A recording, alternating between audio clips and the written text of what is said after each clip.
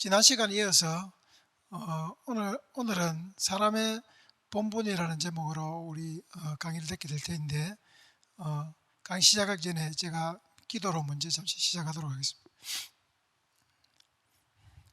하나님 아버지, 은혜를 감사드립니다.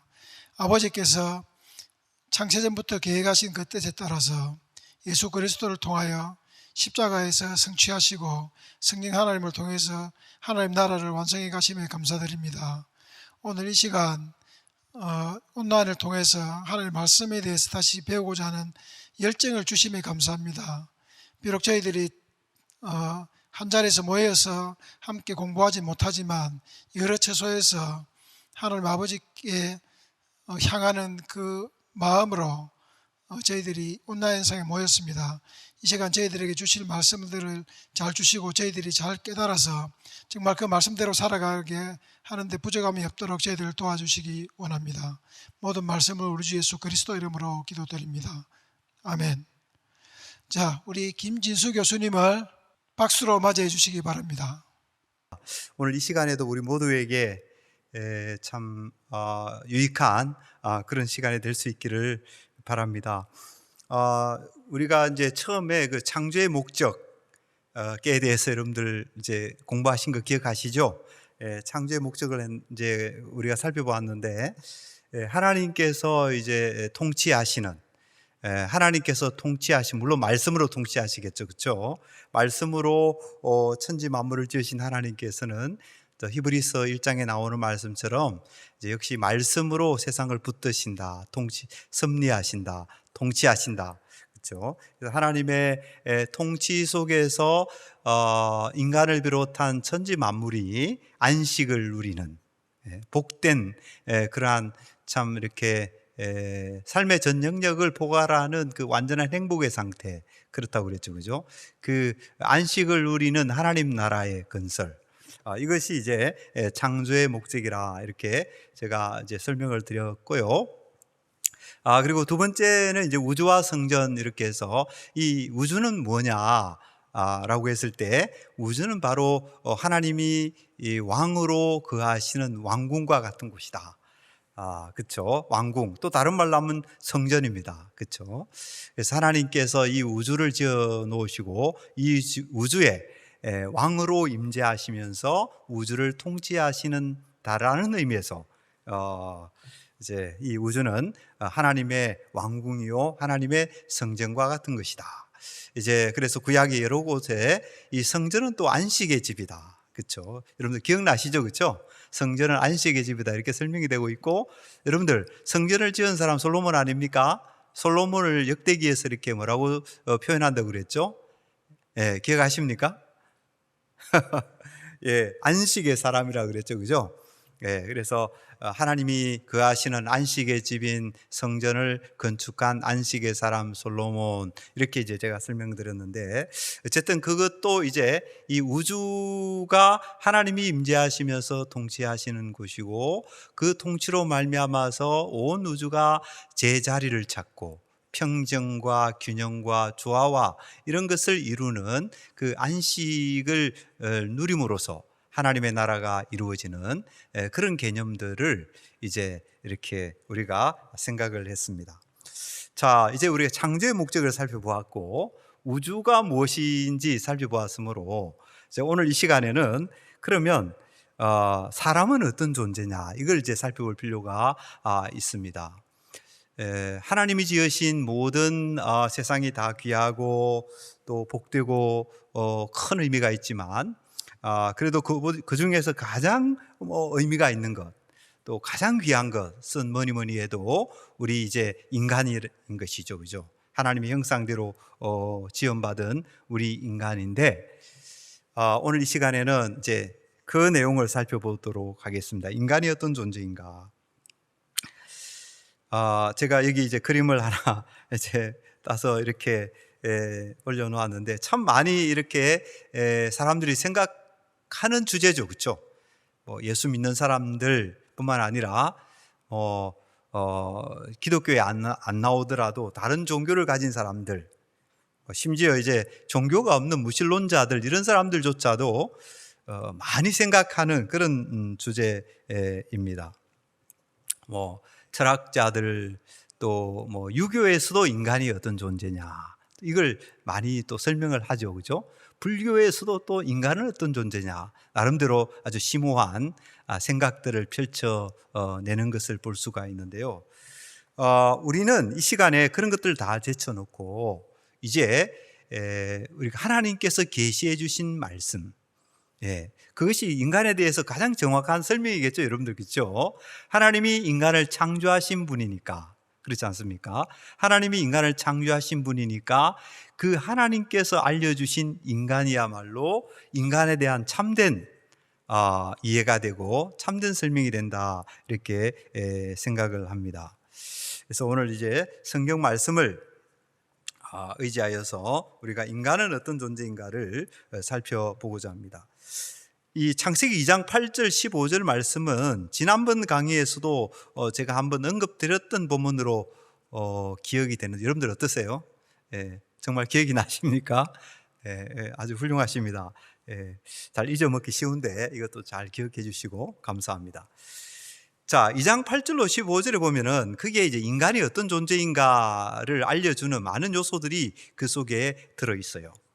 먼저 우리 같이 한 목소리로 한번 읽으면 좋겠습니다. 2장 8절과 15절 한 목소리로 한번 읽어보겠습니다. 시작. 여호와 하나님이 동방의 에덴에 동산을 창설하시고 그 지으신 사람을 거기 두시니라. 15절. 여호와 하나님이 그 사람을 이끌어 에덴 동산에 두어 그것을 경작하며 지키게 하시고. 자, 이렇게 되어 있습니다. 그런데 하나님께서 사람을 지으시고 에덴 동산을 만드시고 그 사람을 에덴 동산에 두셨다라는 것이 이제 이 두 구절의 요점이죠, 그렇죠? 요점인데, 근데 제가 여기 이제 빨간색으로 표시해 놓은 부분 한번 주목해 보시기 바랍니다. 2장 8절에는 두시다 이렇게 번역이 되어 있는데, 이제 이 두시다라는 말이 히브리어로는 쉼이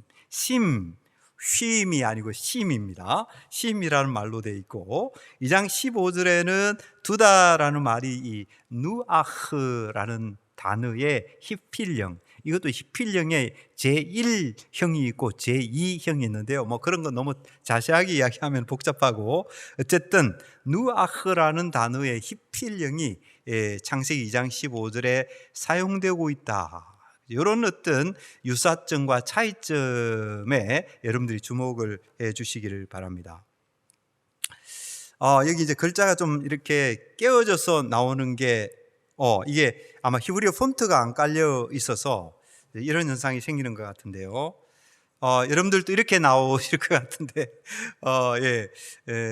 자, 뭐 괜찮습니다. 여기에 이제 누아흐의 의미, 그러니까 처음에는 심이라는 단어가 사용됐고, 둘째 동사는 이제 누아흐라는 단어가 사용됐다고 그랬는데 왜 이렇게 차이가 났을까 하는 것이죠, 그죠? 하나님이 이제 아담을 지으시고 에덴 동산에 이제 살게 하셨는데, 그런 일을 표현함에 있어서 이제 창세기 저자는 의도적으로 동사를 이렇게 동사에다가 변화를 주고 있다는 것입니다. 여러분들, 성경 저자는요 이렇게 아무렇게나 써내려가는 사람이 아니거든요. 굉장히 치밀합니다. 의도적입니다. 그래서 같은 행위를 묘사할 때 동사를 바꿨다는 것은요, 그게 어떤 의미가 있는 거예요. 왜 심에서 누아흐라는 동사를 이렇게 사용했을까? 여기에 이 누아흐라는 동사의 그 사역형에는요, 기본적으로 두다, 또 쉬게 하다, 안식을 얻게 하다라는 뉘앙스를 깔고 있는, 물론 여기에 이제 사용된 히필령은 그 기본적인 첫째 의미는 두다, 이 말이 맞아요. 두다라는 의미가 맞지만, 그러나 이 말은 안식을 얻게 하다, 쉬게 하다라는 그런 뉘앙스를 함께 가지고 있는 그런 어떤 말입니다. 특별히 이제 창세기 2장에서는요, 이 동사의 변화 속에서 그런 의미가 더 많이, 이 동사의 변화, 심에서 누아흐의 변화 속에서 그런 의미가 더 많이 가미되는 것입니다. 제가 알기로도 이제 존 세일해머 같은 구약학자도 그렇게 설명하고 있고, 또 이제 앨런 로스 같은 구약학자도 그렇게 설명하고 있고, 또 우리나라에 인기가 많은 그 주석가 있죠. 매튜스 같은 분들, 뭐 매튜스 같은 분들은 그 아주 유명한 주석가입니다. 그런 분들도 다 그렇게 이제 설명하시는 것을 볼 수가 있어요. 어쨌든 이 안식의 뉘앙스가 굉장히 강한 그 동사를 의도적으로 사용하고 있는데, 여러분들 왜 그랬을까요? 이 하나님께서 아담을 지으시고 에덴 동산에 두신 것은 단순히 그냥 넣어둔 게 아니다라는 거예요.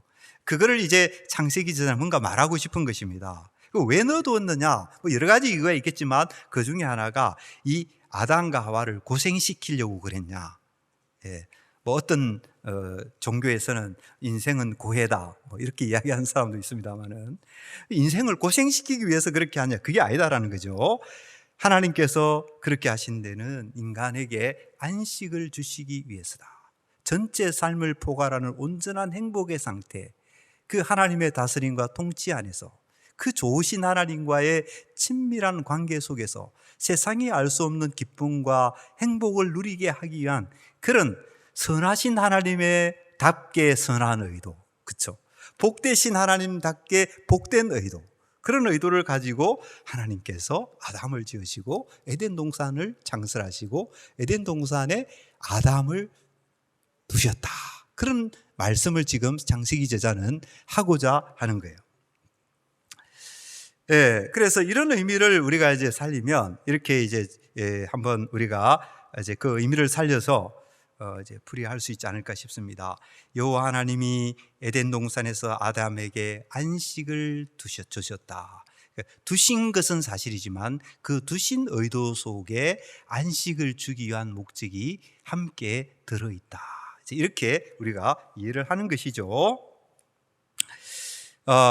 자, 그래서 이렇게 보게 될 때요, 여러분들 인간을 향한 하나님의 뜻이 무엇인지 우리가 짐작하게 됩니다.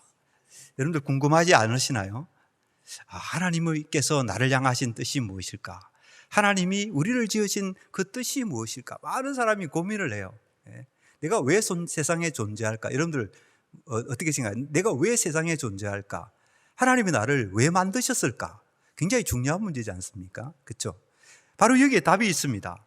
하나님이 인간을 지으신 뜻은 이거예요. 인간이 수고하며 고생하도록 지으시지 않았다라는 것입니다. 이것이 분명한 거예요. 그렇죠? 뭐 세상 사람들이 말하는 것처럼 인간이 어떤 뭐 운명적인 그런 존재도 아니고, 인간이 어떤 불행을 겪도록 고생하도록 그렇게 하기 위해서 하나님 인간을 지으신 것이 아니라, 하나님은 우리 인간이 참 하나님의 사랑과 은혜 안에서 안식을 누리는 그런 목적을 가지고 인간을 지으셨다. 여러분들, 그런 이해를 우리가 해야 된다라는 것이죠. 성경이 바로 그러한 인간관, 성경이 그러한 인간관을 우리에게 분명하게 가르쳐요. 뭐 구약에 보면 슬픈 이야기도 많아요, 그죠? 힘든 이야기도 많습니다. 괴로운 이야기도 많아요. 무서운 이야기도 많습니다. 그 인간 역사 속에 펼쳐지는 이야기들 보면요. 근데 그런 모든 무서운 이야기들과 고통과 눈물과 한숨, 그런 이야기들이 가득하지만 사실은 그런 모든 것들은 사실 어떻게 보면 죄에서 온 것이죠. 인간이 죄를 범했지 않습니까? 인간이 하나님께 반역했잖아요. 하나님이 통치하시고 다스리시고 섭리하시는데 그것을 인간이 박차하고 누구의 유혹에 따라서요? 그렇죠? 뱀의 유혹에 따라서, 마귀의 유혹에 따라서 그 하나님의 통치가 싫다고 그 결박을 끊어버리자, 시편 2편에 나와 있듯이 우리가 그 결박을 끊어버리자, 그래 마치 자유를 얻는 것처럼 그렇게 반역을 한 것이죠, 그죠? 그래서 그 반역 때문에 사실은 이 세상에 그렇게 많은 고통과 슬픔과 또 문제가 일어나고 있는 것이죠. 그러나 이 창세기 말씀을 보면요, 창세기 1장부터 3장까지의 말씀을 읽어보면 하나님이 얼마나 좋으신 분인지, 하나님은 절대로 그런 목적을 가지고 인간을 지으신 것이 아니다. 하나님은 인간을 복되게 안식을 누리도록 하나님의 거룩한 성품에 참여하여서 하나님이 주시는 온갖 좋은 생의 축복을 마음껏 인색한 분이 아니라 하나님의 충만하신 성품에 걸맞게 그 하나님의 복을 충만하게 누리게 하실 목적으로 인간을 지으셨다. 여러분들, 그 좋으신 하나님을 우리가 잘 알아야 돼요. 저는 한 번씩 이제 자주는 안 갑니다만은 동해 바다에 한 번씩 갈 때가 있거든요. 근데 동해 바다를 바라보면서 저 수평선 너머까지 그렇게 가득 찬 바닷물을 보면서 저는 어렴풋이나마 하나님의 충만하심을 생각하게 되더라고요. 하나님의 충만하심, 그 하나님의 엄청난 충만하심, 그 충만하심으로 하나님은 어떻게 하십니까? 저와 여러분들을 복 주시고 우리에게 행복을, 우리에게 축복을 주시기를 원하시는 그런 분이다라는 것이죠. 그래서 에가서 3장 33절에 보면은 예레미야가 이렇게 말하고 있습니다. 주께서 인생으로 고생하게 하시며 근심하게 하심은 본심이 아니로다. 하나님의 원래 의도가 아니다. 그렇게 분명하게 말씀하고 있습니다. 여러분들, 이런 말씀을 생각하면서 여러분들 한번 살펴보세요. 여러분들, 지금까지 이제 이렇게 이 땅을 살아오시면서 다양한 이제 그 삶을 살아오셨겠지만 여러분들은 어떤 인간관을 가지고 계십니까? 이게 매우 중요합니다. 나는 이 땅을 살아가면서 어떤 인간관을 가지고 있는가? 그렇죠? 나는 적극적인 인간관인가? 나는 긍정적인 인간관을 가지고 있는가? 아니면 나는 부정적이고 비관적인 인간관을 가지고 있는가? 매우 중요한 문제라고 생각합니다. 여기에 따라서 우리의 삶이 많이 달라지지 않는가 하는 것이죠. 그렇죠? 그래서 저와 여러분들은 어떤 인간관을 가졌는가, 이 시간을 통해서 우리가 한번 생각해 볼 필요가 있습니다. 제가 한 가지 소개해 드리고자 하는 것은 고대 바벨로니아 인간관이에요. 이 바벨로니아 인간관이 이제 어디에 나타나는가 하면 바벨론 메소포타미아 지역에서 이제 나오는 여러 신화들이 있습니다. 근데 그 신화들 뭐 아트라시스사시라든지 또 길가메시스사시라든지 등등, 또 에노마 엘리시라고 알려져 있는 창조 신화라든지 뭐 등등 여러 가지 이제 신화들이 있어요. 그런데 그 신화들을 보면은 이 메소포타미아 지역의 사람들이 어떤 인간관을 가졌느냐 하는 것을 우리가 엿볼 수가 있습니다. 그게 보면요, 이제 그 신화에 보면은 신들의 세계가 있는데 신들의 세계에도 위계 질서가 있어요. 그러니까 높은 신이 있고 또 그 아래의 신이 있고 저 하급 신이 있고 이렇게 말이죠. 그러니까 하급에 있는 신들은 당연히 높은 그 신들을 섬기고 또 그렇게 해야 되겠죠. 그렇죠? 그런데 이제 그 신들 중에 하위 신들 가운데 이제 이름이 좀 독특한데요. 이기기라고 불리는 하위 신들이 있고 또 고위의 신들이 있는데 그들을 이제 아눈나키라고 이렇게 부릅니다. 그렇죠? 이름이 좀 어색한데 이기기 신들과 아눈나키라고 하는 이런 신들이 있어요. 근데 그들의 역할이 뭐였는가 하면 이 이기기 신들은 고위의 신들을 위해서 이렇게 일을 해야 되는, 그렇죠? 뭐 굳은 일, 힘든 일, 이런 일들을 날마다 해야 되는 신들이었어요. 그러니까 얼마나 힘들었겠어요, 그죠? 적어도 신들인데, 신들이면은 좀 뭔가 누리는 것도 있고 이렇게 해야 되지 않겠습니까? 그런데 이 이기기 신들의 입장에서 볼 때는 자기들이 신들인데 맨날 쉬지는 못하고 맨날 노동해야 되고 아누나키 이 신들을 섬기는 일을 해야만 했다라는 거예요. 그래서 이제는 안 되겠다, 더 이상 이렇게 못 살겠다 해서 이 이기기 신들이 반란을 일으켰던 것입니다. 신화에 보면은 그런 얘기가 나와요. 이 반란을 일으키니까 신들이 이제 위기를 느낀 거예요. 그렇죠? 위기를 느껴서 이제 이 문제를 어떻게 해결할까? 위기를 어떻게 해결할까? 그래서 신들이 이 회의를 가집니다. 재밌죠? 회의를 가지는데 그 회의를 통해서 내려진 결론이 뭐냐면 이거예요. 인간을 창조하자. 인간을 만들자. 그것이었어요. 그래서 인간을 만들어서 그 인간으로 하여금 일하게 만들자. 그러면 어떻게 되냐? 우리 신들이 노동하고 고생하고 어려운 일을 하지 않아도 된다. 그 모든 어려운 고생들은 저 인간들에게 다 맡기면 된다. 예, 그런 의도를 가지고 인간을 창조했다라고 하는 것이 뭡니까? 그것이 바로 메소포타미아에 가졌던 사고들인 거예요. 메소포타미아 사람들이 가졌던 인간관이 거기에 반영되고 있는 것입니다. 뭡니까? 인간은 애당초 불행한 존재다라는 거죠. 인간은 애당초 고생하도록 지어진 존재다라는 것입니다. 인간은 기껏해야 신이 해야 될 일들을 대신해 주는 그런 소모품, 그렇지 않습니까, 여러분들? 신들이 자기가 하기 싫은 일들, 여러분들 신들이 얼마나 대단해요. 능력이 있습니까? 근데 그 능력 있는 신들조차도 피곤하고 귀찮고 하기 싫은 일들을 말이죠, 하기 싫은 일들을, 그런 일들을 대신하도록 지어지는 그 인간. 그러니까 인간은 처음부터 어떤 존재죠? 노동에 허덕이는 인간, 그죠? 괴로움에 허덕일 수밖에 없는 인간, 도무지 쉴 수 없는 존재. 예. 여러분들 이해가 되시죠? 그죠? 그래서 메소포타미아 사람들은 그런 인간관을 가지고 있었다 하는 것입니다.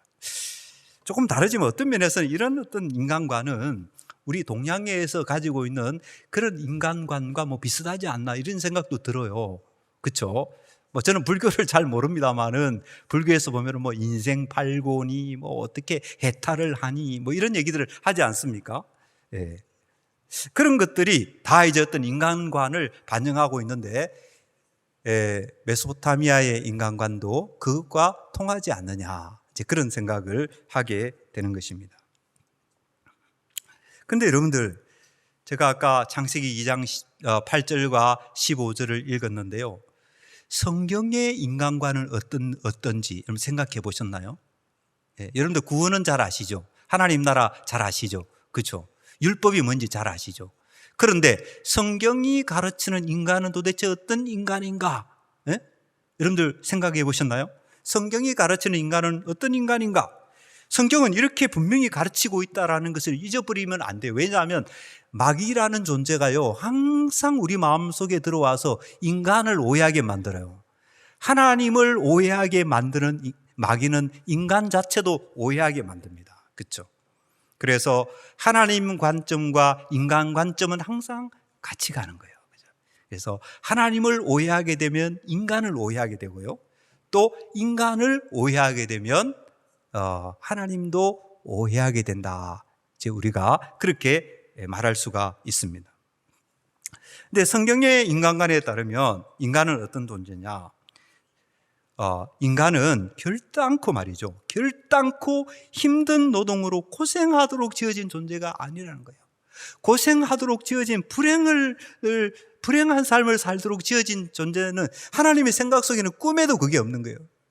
인간을 힘들게 하자, 인간의 행복감 하나님이 시기한다, 질투한다. 그 뱀의 생각이죠, 뱀의 생각. 그렇죠? 인간이 행복하기를 원하시는 거예요. 인간이 정말 복을 누리기를 원하시는 그 하나님의 마음을 누가 알까요? 예? 인간이 제발 축복을 누렸으면 좋겠다, 인간이 제발 행복했으면 좋겠다. 눈물 없는 세상, 기쁨만이 있는 세상, 행복을 누리는 세상. 하나님의 마음은 그거다라는 거예요. 하나님의 마음. 그러니까 하나님의 마음은 아버지의 마음과 똑같은 거죠. 예. 아버지가 자기 자식이 불행했으면 좋겠다는 그 아버지가 어디 있어요? 그죠? 그 아들이 다 즐겁게 행복하게 축복되게 보람되게 살기를 원하는 것이 이 세상 모든 아버지들의 마음이 아닐까요? 그렇죠? 그건 바로 저는 하나님의 성품을 닮아서 그렇다라고 생각합니다. 그래서 우리가 분명히 해야 될 것은 뭐냐면, 인간은 힘든 노동으로 고생하도록 지어진 존재가 아니다. 성경은 우리 인간에 대해서 그렇게 가르치고 있다는 것을 여러분들이 참 잘 이렇게 기억할 필요가 있는 것입니다. 인간은 안식을 누리도록 지어진 존재이다. 그렇죠? 이게 인간인 거예요. 안식을 누리도록, 쉬도록 지어진 존재이다. 일하도록, 일의 고생 속에 매이도록 지어진 존재가 아니라 인간은 처음부터 쉬도록, 안식을 누리도록 지어진 존재이다 하는 것이에요. 그래서 어떻습니까? 사람은 모두 안식을 누려야 되는 거예요. 그게 하나님의 뜻입니다. 하나님이 원하시는 바예요. 그렇죠? 우리가 안식을 누리고 쉬고 평안하고 행복하고 이러면 아유 하나님 죄송해요. 우리가 좀 고생해야 되는데요. 우리가 힘들게 살아야 되는데요. 여러분들 그 하나님의 마음을 오해하는 것입니다. 하나님의 마음은 뭐냐면 우리 사람들이 하나님의 은혜 안에서 안식을 누리는 것이 하나님의 뜻이다라는 것이죠. 그렇죠? 그것이 참 사람을 지으신 하나님의 목적이다라는 것을 여러분들이 반드시 잊지 말고 기억할 필요가 있습니다. 자, 그래서 이런 관점에서 보면요, 인간이 왜 수고하냐, 왜 고생하냐? 답이 뻔합니다. 그것은 하나님께 불순종했기 때문인 거예요. 그렇죠? 그 복되신 하나님, 그 좋으신 하나님, 그 거룩하신 하나님, 그 아름다우신 하나님, 그분께 불순종하고 그분께 반역했기 때문에 그 결과로서 나타나는 일들이다. 여러분들, 이런 어떤 것을 성경이 우리에게 가르쳐주고 있는 것이죠. 자, 하나님께서 이렇게 이제 인간을 지으셨는데요. 참 너무나도 안타까운 일이 뭐냐면은 그렇지 않습니까? 하나님께서 우리에게 이제 이렇게 복을 주시기를 원하시는데 너무나도 불행하고 너무나도 안타까운 일은 뭐냐면 이 세상을 둘러보면 정말 안식을 누리는 사람이 있는가? 그렇죠? 정말 하나님 안에서 행복을 누리면서 사는 사람들이 있는가? 그렇죠? 돈 많은 사람들, 권력 있는 사람들, 뭐 대단한 사람들 많이 있지만 정말 가슴속 그 깊숙이 영혼 속부터 정말 안식을 누리며 온 전체 삶을 포괄하는 온전한 행복의 상태 속에서 하나님을 찬양하며 사는 사람들이 과연 얼마나 있느냐? 이것을 우리가 한번 생각해 볼 필요가 있는 것입니다. 안식을 누리게 할 목적으로 인간을 지으셨는데 왜 우리 인간은 안식을 얻지 못하는가? 그렇죠? 뭐 제가 여기 이제 기록을 해 놓았습니다만은 사람들은 너무나도 안식을 갈구해요. 그렇죠? 하루 종일 사실 열심히 일하고 뭐 열심히 움직이는데 사실 따지고 보면 뭐예요? 사실 그죠? 따지고 보면 다 안식을 갈구하는 마음이 그 속에 있지 않습니까? 돈을 버는 것도 안식을 갈구하는 마음이 그 근저에 깔려 있고, 뭐 공부 열심히 하는 것도 사실 공부 열심히 해서 좋은 직장을 갖는 것도 사실은 그 근저에는 안식을 갈구하는, 산과 들로 이렇게 좋은 곳, 그죠? 그런 곳을 다니는 그것도 다 그 근저에는 뭐가 있어요? 평안을 누리고 안식을 바라는. 당연합니다. 왜 그렇습니까? 하나님께서 인간을 그런 존재로 지으셨으니까요. 원래 인간의 고유한 것이었거든요. 그게 하나님이 인간에게 주신 고유한 축복이었거든요. 그러니까 그런 이유로 인해서 인간은 다른 걸로 만족이 안 되는 거예요. 그렇죠? 아무리 좋은 것들을 옆에 산더미처럼 쌓아놓고 있어도 그 만족이 없으면 안 되는 거예요. 안식이 없으면 안 되는 것입니다. 그죠? 왜냐하면 하나님께서 인간을 그런 존재로 지으셨기 때문에 그렇습니다. 그래서 현대인들을 살펴보면은 너나 할 것 없이 각종 스트레스와 또 불안과 이제 근심, 걱정 이런 것들에 짓눌려 있는 그런 모습을 발견하게 돼요. 그래서 마음의 평안과 참 쉼이 이렇게 사라져버린 지 아주 오래된 것이 아닌가. 그래서 주변을 둘러보면은 참 우울증에 시달리는 사람도 부지기수인 것 같아요. 여러 가지 사실 육체의 질병보다도, 그렇죠, 여러분들, 육체의 어떤 아픔이나 질병보다도 더 아픈 것이 마음이 아픈 게 아닌가 싶어요. 정신이, 생각이 아프고, 그렇죠, 마음이 고통스럽고, 이건 참 해결이 없는 거예요. 해결이 안 되는 거예요. 그렇죠? 그래서 그런 어떤 불행한 일들이 이 세상에 너무 많지 않는가, 그렇게 보게 되는 거예요. 그래서 사람들이 요즘 자주 많이 사용되는 말이 뭡니까? 힐링이라는 말이죠. 힐링. 그렇죠? TV 프로그램에도 뭐 힐링, 뭐 어디에서도 힐링, 뭐 다 힐링이라는 말을 많이 쓰더라고요. 예.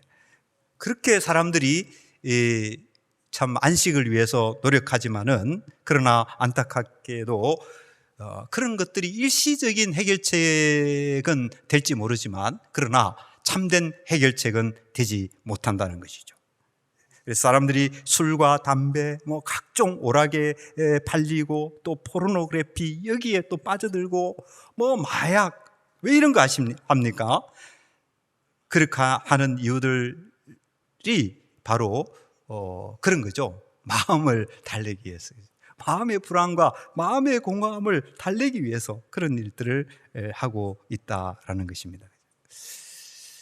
그래서 참 사는 게 너무 힘들다. 저도 참 종종 그런 생각을 많이 합니다. 여러분들 어떠실지 모릅니다만은, 뭐 직장 생활하고 여러 가지 생활하면서 저도 이제 느끼는 바가, 이렇게 사는 게 너무 힘들다. 그렇게 느낄 때가 많이 있어요. 물론 예수님이 우리의 소망이고, 하나님이 우리의 위로가 되고, 하나님이 성령 안에서 말로 닿을 수 있는 기쁨을 주시고 위로를 주시기도 하지만, 우리의 마음속에는 세상 사는 것이 너무 힘들다, 그럴 때가 많이 있죠. 그죠? 그럴 때 저는 그렇게 생각합니다. 우리가 기도도 열심히 해야 되죠, 말이죠. 그렇죠? 기도도 열심히 하고, 성경도 읽고, 또 좋은 사람들끼리 교제하고, 성도들끼리 만나서 이렇게 서로 위로해 주는 거 너무 좋은 것 같아요. 그렇죠? 오늘날 우리는 특별히 격려가 필요한 것 같아요. 그죠? 당신은 좋은 사람이야. 당신은 훌륭한 사람이야. 당신은 너무너무 잘하고 있어. 이렇게 좀 이렇게 격려해 주는 것이 더 필요한 시대가 아닌가 싶어요. 그렇죠? 그런 게 필요합니다. 기도도 해야 되고, 말씀도 있고, 예배도 드리지만 말이죠. 그래서 우리가 이런 힘든 세상을 살아갈 때에 사실은 어떤 건전한 여가 활동이라든지, 그렇죠? 제가 예를 들어 놨습니다만은, 뭐 산책을 한다라든지, 또 등산을 한다라든지, 또 좋은 음악 감상을 한다든지, 또 책을 읽는 거 너무 좋은 일이잖아요. 자기가 평소 좋아하는 좋은 책들, 이런 거 읽고, 그렇죠? 이런 것들을 통해서 우리가 마음을 이렇게 다스리고, 또 안식을 이렇게 어느 정도 회복하는 이런 일들이 사실은 필요하다고 생각합니다. 인간은 안식을 갈구하는 존재니까. 왜 갈구하느냐? 하나님이 그렇게 지었으니까요. 하나님이 인간을 안식을 얻도록 지었으니까 당연히 우리는 그걸 갈구하게 되고, 이런 여러 가지 수단들을 통해서 그것을 이루어 나가는 거죠. 근데 문제는요, 기억해야 될 것은, 그것은 참된 해결책이 되지 못한다라는 거예요. 조금 도움은 되지만 말이에요. 그리고 분명히 유익한 것은 사실이지만, 그러나 그것은 궁극적인 답과 해결책이 되지를 못한다라는 것이죠. 왜 이런 어떤 문제가 생기게 됐느냐? 그죠? 안식을 바라고, 또 안식을 동경하고 원하지만, 또 그것이 당연하지만, 왜 우리는 이런 안식을 누리지 못하는가? 그렇죠? 그것은 다름이 아니라 안식에 이르는 길이, 안식으로 가는 길이 있잖아요. 그 안식으로 가는 길이 막혀버린 것이 문제다. 왜 막혔느냐? 하나님의 통치를 거부한 것이 문제다라는 거예요. 하나님의 통치를 받아야 안식인데, 여러분들 이건 분명합니다. 여러분들 안식을 그렇게 갈구하는데 사람들이 다 이렇게, 그죠? 헛발질을 한다고 그러나요? 여러분 야구 방망이를 치를 때 공을 맞춰야 되는데 이게 공을 못 맞추지 않습니까? 그러면 안 되죠. 그죠? 안식을 갈구하는데 길을 모르는 거예요. 근데 성경은 여기에 대해서 분명히 이야기합니다. 어디에 문제가 있느냐? 그 문제는 사실 다른 데 있는 것이 아니라 하나님의 통치를 거부한 것이 모든 문제의 원인이 거기에 있다. 여러분들. 그렇죠? 그래서 우리가 하나님의 다스림을 받게 될 때, 하나님 안에 있을 때, 그때 비로소 안식을 얻게 된다라는 이 정답. 그렇죠? 이 정답을 우리가 잊어버리면 안 돼요. 항상 오답을 쓰는 사람이 많이 있습니다. 그렇죠? 오답을 자기가 맞게 썼는 것 같은데 나중에 보면 오답 써서 틀리잖아요. 그게 오답인 것입니다. 정답이 뭐예요? 하나님 안에 있다라는 거예요. 하나님의 말씀, 하나님의 통치를 받을 때에, 그때에 참된 안식의 길이 있다. 아닌데 가다 보면요, 이게 큰 낭패를 당합니다. 아닌데 가다 보면요, 안식을 얻을 것 같은데 나중에는 더 고통이 다가오고요, 더 괴로움이 다가오고, 뭡니까? 더 재난이 다가오고, 그렇게 되는 거예요. 그죠? 그래서 답은 어디 있느냐? 하나님의 통치를 거부하는 것이, 그것이 뭡니까? 안식에 이르는 길을 차단하고 있다. 안식에 가는 길을 가로막고 있다 하는 것이에요. 그래서 그러면은 안식으로 가는 길이 뭐냐? 하나님의 통치를 받는 길이 뭐냐? 여러분들 어떻게 생각해요? 여러분들 하나님의 통치 받을 자격이 있어요? 자신이 있어요? 하나님 말씀 다 지킬 수 있습니까? 하나님 말씀 지키는 게 통치를 받는 건데, 그렇죠, 여러분들? 예. 하나님의 통치를 받아서 안식을 얻으라. 여러분들 그것만큼 그림의 떡이 어디 있어요? 예? 여러분들 잘 되던가요? 그게 안 되는 것입니다. 그렇죠? 그게 안 되는 것이에요. 그래서 하나님께서 보내주신 분이 누굽니까? 바로 예수님 아닙니까? 그렇죠? 예수님께서 우리의 구주가 되시고 예수님께서 우리의 구원자가 되시는 것입니다. 예수님을 통해서 하나님께 순종하는 그 순종의 요구가 예수님의 순종을 통해서 충족되어지는 것이죠. 그래서 예수님 안에서 우리는 하나님께 가게 돼요. 하나님의 통치 안에 있는 백성이 되는 것이에요. 그죠? 그래서 안식은 어디에 있는 것입니까? 그렇게 말하면요, 그렇게 설명하면 이렇게 말할 수 있어요. 안식은 어디에 있느냐? 오직 예수 안에 있다. 여러분들, 예수 밖에 있는 사람들은요, 절대로 안식이 없습니다. 그렇죠? 그 안식은 다 가짜 안식이에요. 다 훅 불면은 날아가 버릴 안식이에요. 다 일시적인 안식입니다. 그러나 정말 하나님이 원래 창조시에 인간에게 주식으로 하신 그 축복, 그 우리가 다 누려야 되는 거예요. 그 축복을 다 누려야 되는 거예요. 그게 어디에 있느냐? 그게 어디에 있느냐? 오직 예수 안에 있다. 여러분들, 오직 예수 안에 있다. 예수 외에는 다른 길이 없다는 거예요. 나는 길이요 진리요 생명이니 나로 말미암지 않고는 아버지께로 올 자가 없느니라. 천하 인간의 구원 얻을 마다는 이름을 주신 일이 없으니 오직 예수님만이 우리의 구원이 된다라는 거예요. 그래서 안식을 갈구하지만 안식을 얻지 못하는 우리에게 안식으로 이어지는 그 길은 무엇인가 하면 오직 예수 그리스도다 하는 것을 우리가 기억을 해야 되는 것입니다. 여러분들 마태복음 11장 28절에 주님께서 이렇게 말씀하셨잖아요. 수고하고 무거운 짐진 자들아, 창세기 3장 이후의 역사를 살아오는 그 피곤한 인생들아, 다 누구에게로 오라? 다 내게로 오라. 내가 너희를 쉬게 하리라. 내가 너희를 쉬게 하리라. 무슨 이야기입니까, 여러분들? 하나님이 원래 주식으로 했던 그 안식이 어디에 있다는 것입니까? 예수님 안에 있다는 것입니다. 예수님 안에 있기만 하면 그 안식이 있는 거예요. 그렇죠? 예수님 안에 있기만 하면 안식이 있는 거예요. 죽음도 소용없어요. 질병도 소용없어요. 그 어떤 불행도 소용없어요. 예수님 안에 있으면 안식이 있는 것입니다. 그게 하나님이 정해놓으신 답이니까요, 여러분들. 하나님이 정해놓으신 답이니까요. 그래서 이렇게 말할 수 있습니다. 예수님은 안식으로 들어가는 길이다. 우리 좋으신 아버지께서 우리에게 주시기를 원하시는 그 축복된 삶으로 들어가는 길, 그 길이 바로 예수님은 안식으로 들어가는 길이요, 예수님은 다른 말로 하면 에덴 동산에 들어가는 문이다. 인간이 범죄한 이후로 어떻게 됐나요? 아담과 하와가 에덴 동산에서 쫓겨났잖아요. 그죠? 쫓겨났고 그 생명나무로 가는 길을 이렇게 지키고 있잖아요, 누군가가. 그렇죠? 그런데 여러분들, 그 생명나무로 가는 길이 열렸어요. 지금 우리 곁에 있어요. 바로 여기에 있어요. 바로 이 자리에. 뭡니까? 바로 예수님이다라는 거죠. 예수님을 믿으면은 그 닫혔던 에덴 동산으로 들어가는 그 문이 활짝 열리게 된다라는 것이죠. 그렇죠? 그래서 예수님 안에 들어가는 것이, 예수님 안에 있는 것이 곧 안식이다. 그래서 우리는 살아있을 때도 찬송의 제목이 예수님이요, 죽었을 때도 찬송의 제목이 예수님이요, 깨어있을 때도 찬송의 제목이 예수님이요, 잠들 때도 찬송의 제목이 예수님입니다. 예수님이 없으면 아무것도 아닌 거예요, 우리는. 그죠? 예수님이 없으면 우리는 비참한 존재입니다. 하나님의 통치 밖에서 그래죠.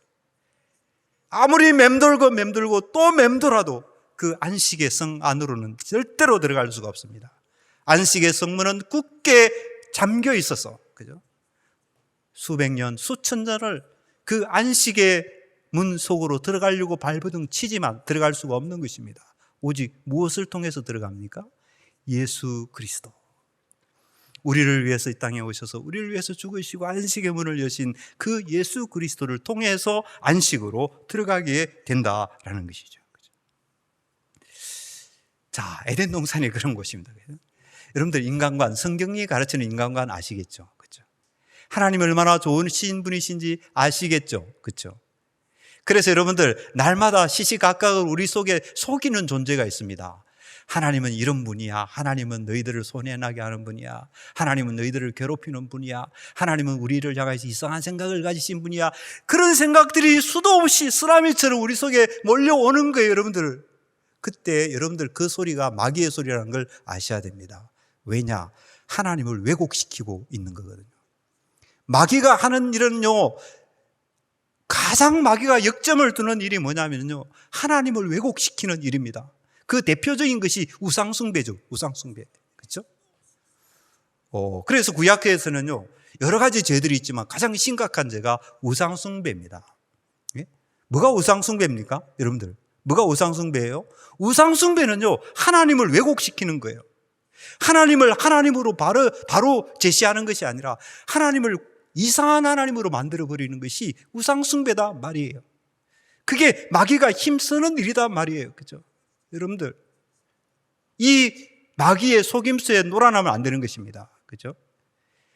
일단 마귀를 거치면 좋은 하나님이 악한 하나님이 되어버려요.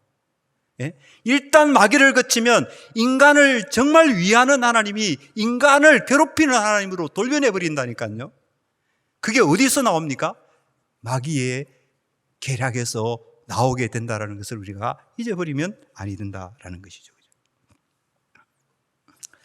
자, 이렇게 해서 우리가 인간이 어떤 존재인가, 성경이 가르치는 인간이 어떤 존재인가에 대해서 우리가 분명한 이해를 가지고 있어야 됩니다. 그래야지 하나님에 대해서 오해하지 않아요. 얼마나 오해가 많은지 모릅니다. 그렇죠? 정말 세상은 오해 투성이에요. 그죠?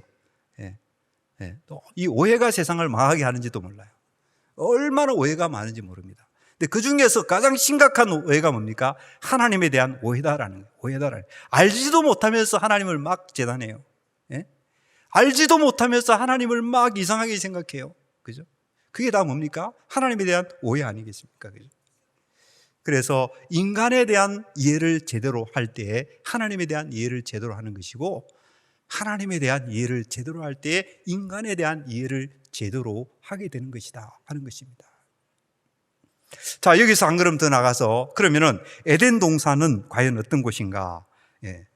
여기에 여러분들 하나님이 얼마나 아버지 같은 분이신지, 아버지도 나쁜 아버지도 있습니다만은 하나님이 정말 너무나도 좋은 아버지, 너무나도 좋은 아버지라는 것이 이 에덴 동산을 보면 알 수 있어요.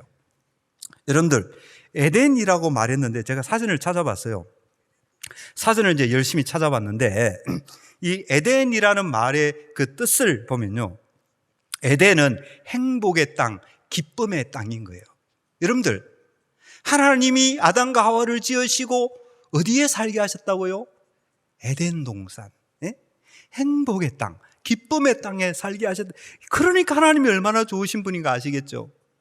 하나님은 그 자녀들이 말이에요, 행복을 누리시기를 원하시고요, 하나님은 그 자녀들이 기쁨을 만끽하면서 살기를 원하시는 분이 하나님이에요. 그게 하나님의 성품이다라는, 하나님의 성품.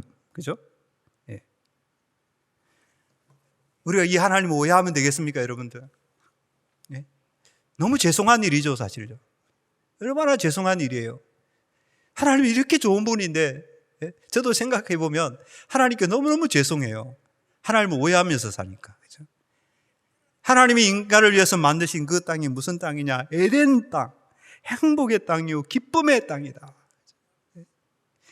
이것만 봐도 하나님이 어떤 분이신지 우리가 대략 짐작을 할 수가 있습니다.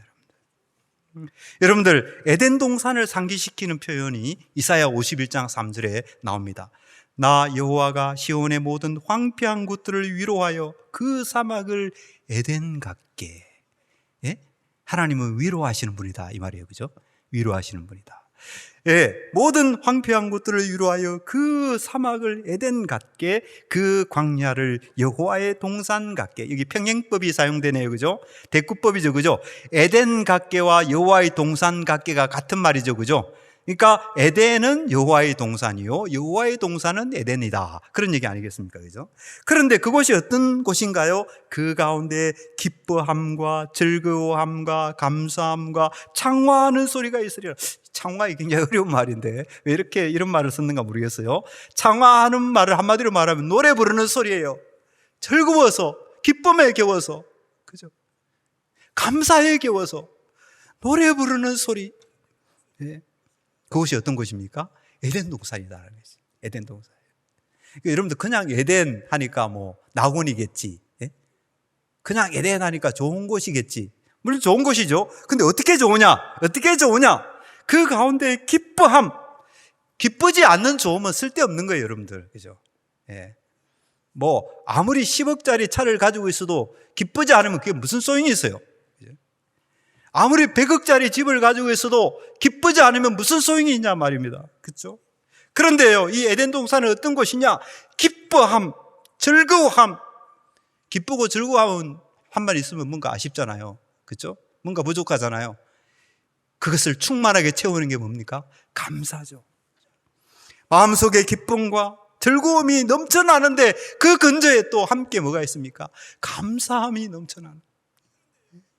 그 감사함이 넘쳐나서 또 찬송하고 노래하는 소리가 울려 퍼지는, 예, 그곳이 바로 에덴 동산이었다. 하나님이 인간을 지으시고 인간을 살게 하신 곳이 바로 그런 곳이었다라는 거예요. 여러분들 비교가 되시나요? 바벨론의 예?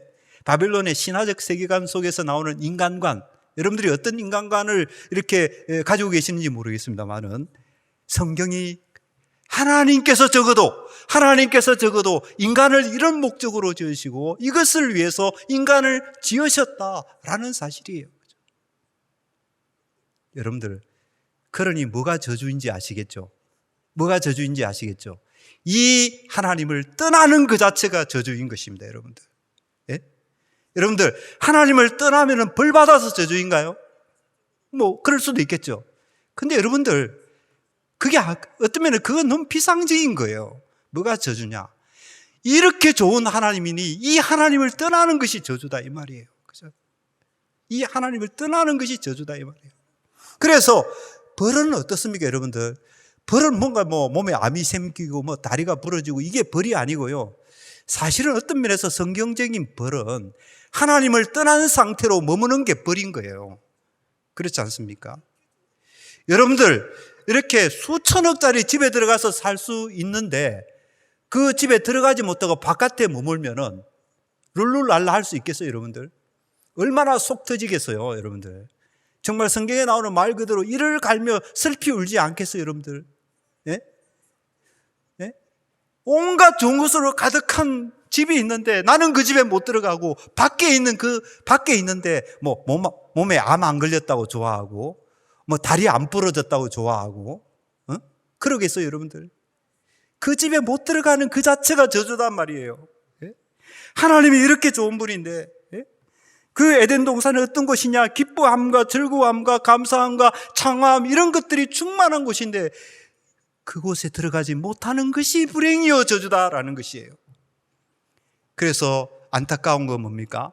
사람은 저주 속에 있으면서도 자기가 저주 속에 있다는 것을 모르는 것이 더 큰 불행이다 이거예요. 그죠? 예? 아니 분명히 하나님이 보실 때는 저거 너무 비참한데 너무 저주 속에 있는데 자기는 어떻습니까? 그게 불행인지도 모르고 있다라는 거예요. 그죠?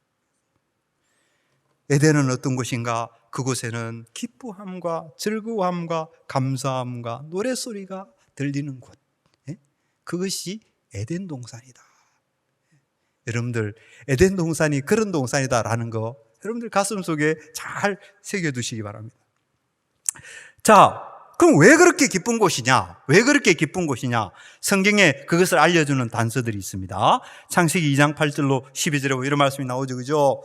여기에 보면은 제가 빨간색으로 표현해 놨는데 보면은 보기에 아름답고 먹기에 좋은 나무. 우리 하나님은 굉장히 미학적인 것 같아요, 그죠?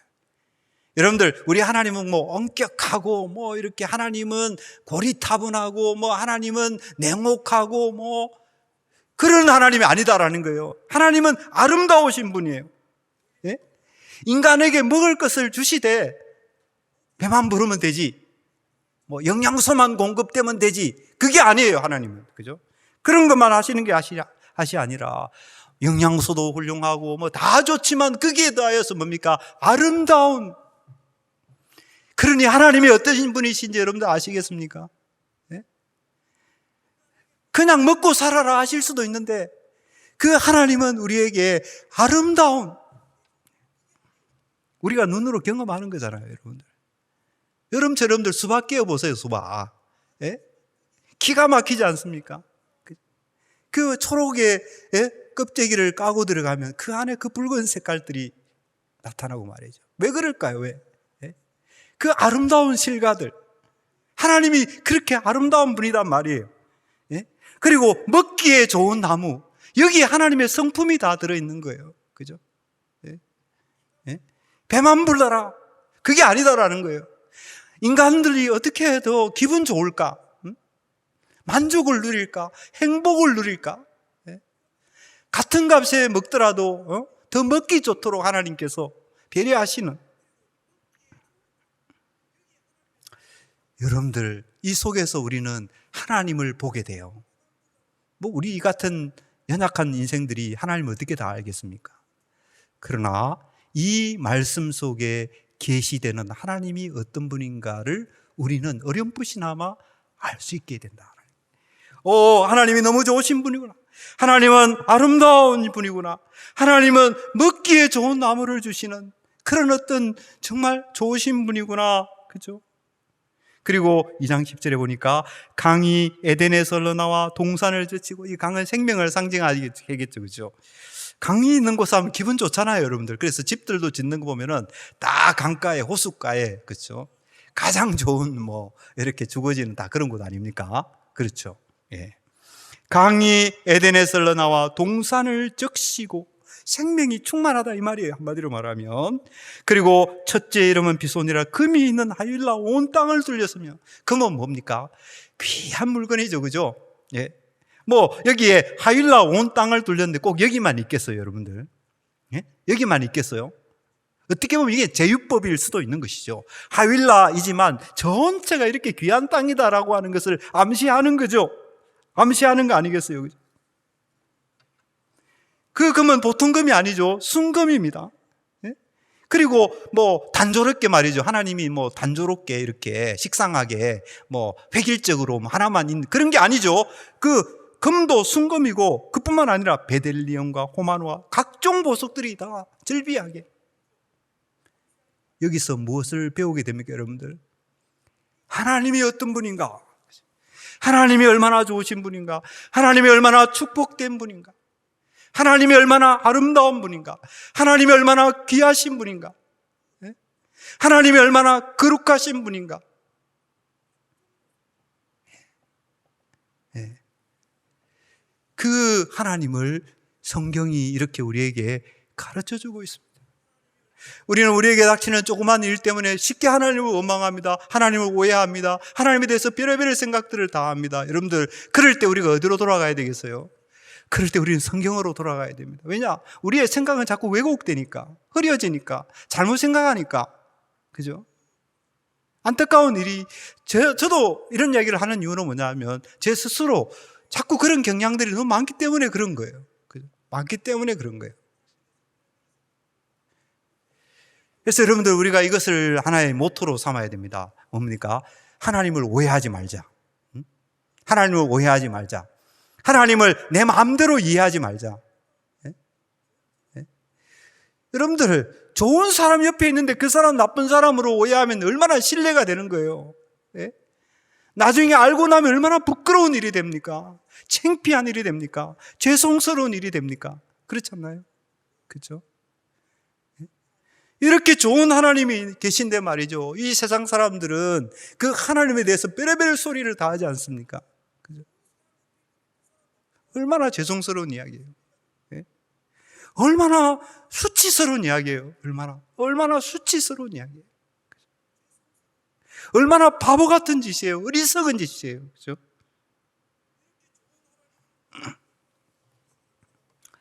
에덴 동산은 그런 곳이고, 그런 것 속에 다 담을 수 없지만은 하나님의 어떠하심이 거기에 담겨 있는 것입니다. 하나님의 어떠하심이 거기에 계시되고 있단 말이에요. 근데 에덴 동산이 기쁨의 동산, 행복의 동산이라고 그랬지 않습니까? 그 이유가 또 있어요. 뭐냐 하면은, 자, 창세기 3장 8절에 보면은, 그들이 그날 바람이 불 때 동산에 거니시는 여호와 하나님의 소리를 듣고 아담과 그의 아내가 여호와 하나님의 낯을 펴여 동산나무에 숨은지라. 여러분들, 여기에 뭐가 눈에 띄십니까? 동산에 누가 거니고 계세요? 동산에 거니시는 여호와 하나님. 이 동산은 어떤 곳입니까? 네, 한마디로 말하면 하나님이 계시는 곳이다 이거예요. 하나님이 임재하시는 곳이다 이 말이에요. 여러분들, 그렇기 때문에 에덴 동산인 것입니다. 여러분, 사실은요, 예? 먹기에 좋은 거 좋죠. 아름다운 것 좋죠. 예? 검은 보석이 좋습니다. 그렇죠. 그런데요, 그게 중요한 것이 아니라 그것이 제 가치를 발휘하는 근본적인 이유는 뭐냐면 그곳에 하나님이 계시기 때문에 그렇다라는 거예요. 여러분들, 만약에 그곳에 하나님이 계시지 않으면 어떻게 될까요? 하나님이 계시지 않으면 어떻게 될까요? 여러분들, 아름다움 그것 때문에 살인사건이 일어납니다. 하나님 계시지 않으면. 그렇죠? 먹기 좋은 그것 때문에 말이죠, 전쟁이 일어나요. 그렇죠? 하나님이 계시지 않으면. 예? 귀한 것 그것 때문에 말이죠, 사람들이 물고 뜯게 됩니다. 어떨 때 그렇게 됩니까? 하나님이 계시지 않으면 그렇게 된다라는 거예요. 그래서 에덴 동산이 왜 행복의 땅이고 기쁨의 땅이고 복된 땅이냐? 무엇보다도 그곳에 만복의 근원이 되시는 여호와 하나님이 거니시는 곳이시니까. 하나님이 임재하시는 곳. 이게 거니신다면요, 굉장히 성전 용어입니다. 성전 용어. 그렇죠? 성경에 이제 여러 가지 특수한 맥락에서 사용되는 동사가 있는데요. 여기 거닐다라고 했을 때 특별히 이제 하나님께서 성전에 임재하실 때 이 동사가 사용되는 것을 볼 수가 있어요. 그죠? 어쨌든 에덴 동산은 말입니다. 에덴 동산은 이런 곳이다. 예? 하나님이 임재하시고 하나님이 계시는 곳이다. 예? 시편 16편 11절 성도가 이렇게 노래하지 않습니까? 주께서 생명의 길을 내게 보이시리니 주의 앞에는 충만한 기쁨이 있고 주의 오른쪽에는 영원한 즐거움이 있나이다. 여러분들, 하나님이 이런 분이다 이거예요. 주의 앞에는 뭐가 있습니까? 기쁨이 있다라는 거예요. 주의 앞에는 물론 경외감이 있겠죠. 하나님은 워낙 거룩하신 분이고 워낙 크신 분이고 하니까요. 그러나 그런 하나님이지만 동시에 그 하나님 앞에는 충만한 기쁨이 있고 주의 오른쪽에는 영원한 즐거움이 있다. 하나님과 함께하는 자에게는요, 알 수 없는 즐거움이 있다라는 거예요. 즐거움이 있다. 기쁨이 있다. 그래서 우리가 이 땅을 살아가면서 참 여러 가지 이렇게 고민도 하고 또 이렇게 낙심도 하고 그럴 때가 있잖아요. 그죠? 우리 예수 믿는 사람들도 이제 그럴 때가 있는 것 같습니다. 낙심도 하고 또 슬퍼하기도 하고 그럴 때가 있는데요. 여러분들, 그때 우리 이런 말씀을 생각하면서 마음을 추스려야 돼요. 하나님이 함께 하시는 곳에 기쁨이 있는 것이다. 하나님이 함께 있는 곳에 즐거움이 있는 것이다. 여러분들, 그것으로 우리의 마음을 다 잡고 우리의 마음을 새롭게 할 필요가 있다. 그래서 저는 이제 가끔 그런 생각도 해봅니다. 내 마음에 왜 이렇게 기쁨이 없는가? 내 마음에 왜 이렇게 즐거움이 없는가? 무엇이 문제인가? 무엇이 문제인가? 돈이 없어서 그런가? 건강이 없어서 그런가? 원하는 일이 제대로 안 돼서 그런가? 대개 우리의 관심은 거기에 가 있죠, 그죠? 대개 우리의 관심은 거기에 가 있습니다. 그게 저와 여러분들이 어쩌면 한계인지도 모릅니다. 그런데 성경은 분명하게 가르쳐 주고 있어요. 정답은 뭐냐면 하나님이 계시지 않다라는 것이에요. 하나님이 계시지 않든지 그 하나님이 너무 멀리 계시다라는 것이죠. 아니, 하나님은 너무 가까이 계신데 그 가까이 계신 하나님을 내가 가까이 느끼지 못하는데 문제가 있다라는 거예요. 어머니 품 안에 있는 아이가 얼마나 편안한가. 아무리 위험한 곳에 가더라도 아빠 손을 꼭 잡고 있는 아이의 마음이 얼마나 안전한가. 우리가 그래야 되잖아요. 그죠? 그런데 그 하나님이 너무 멀게 느껴진다는, 그 하나님이 너무 가까이 계시지 않는 것처럼 느껴진다는, 그래서 우리 마음에 기쁨이 없는 거예요. 즐거움이 없는 것입니다. 여러분들, 하나님과 기쁨과 즐거움은 같이 간다는 사실을 반드시 잊지 말고 기억해야 됩니다. 그래서요, 여러분들이 너무 잘 아는 얘기겠지만 기독교는 그런 의미에서 금욕주의가 아닙니다. 여러분들, 금욕주의가 아닌 거예요. 여러분들, 하나님이 계신 곳에는요 당연히 기쁨이 있어야 됩니다. 하나님이 계신 곳에는 당연히 즐거움이 있어야 되는 거예요. 기쁨과 즐거움이 없으면서 하나님이 함께 하신다 하는 것은 어쩌면, 물론 죄를 짓고, 그렇죠? 죄를 짓고 하나님 앞에 아주 부끄러운 죄를 지었을 때는 하나님 앞에 주여 통해 자복하고 하나님 정말 죽을 죄인입니다 이렇게 회개해야 되겠죠, 그죠? 회개해야 되겠죠. 그래야 되겠지만, 그러나 하나님이 계신 곳에는 기쁨이 있고 즐거움이 있다라는 사실을 여러분들 우리가 반드시 기억해야 됩니다. 그래서 성령의 열매 가운데 반드시 즐거움이, 희락이 그 속에 포함되어 있는 것이거든요. 그러니까 하나님이 그런 분이다라는 거예요. 하나님이 그런 분이다.